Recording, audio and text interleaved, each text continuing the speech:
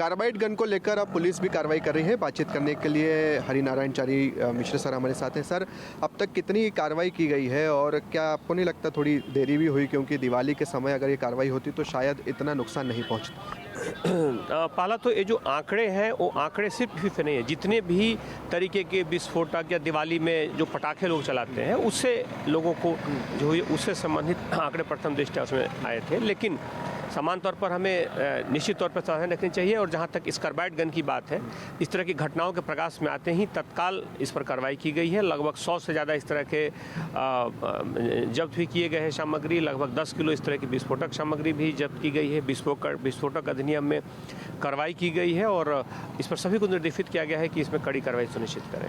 अभी सर आधिकारिक आंकड़े कितने हैं जिससे कि मतलब इस गन से उन बच्चों की आंखें खराब हुई हो या आंखें चली गई हो रोशनी?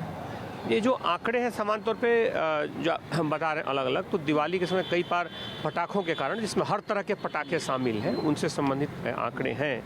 लेकिन जहाँ तक किसी भी तरीके से अगर इस तरह की घटना होती है वो दुखद है और सावधानी रखने योग्य है। जहाँ तक इस कार्बाइड गन के कारण इस तरह की घटनाओं के प्रकाश जैसे ही आई, तत्काल इस पर प्रतिहतात्मक कार्रवाई के साथ साथ खासतौर पर अलग अलग जगहों पर इसमें विस्फोटक अधिनियम में कार्रवाई सुनिश्चित की गई है। चलिए, तो अब तक 100 से ज़्यादा गन्स जब्त की गई है और लगातार पुलिस की कार्रवाई भी जारी है। हालांकि पुलिस का कहना है कि पूरी तरह से ये नहीं कहा जा सकता कि ये जितने भी मामले आए हैं वो सिर्फ इस गन के चलते हुए हैं, बल्कि पटाखों के चलते भी कई बच्चों को नुकसान पहुंचा है। कैमरा पर्सन मुकेश के साथ शुभम गुप्ता, TV9 भारतवर्ष, भोपाल।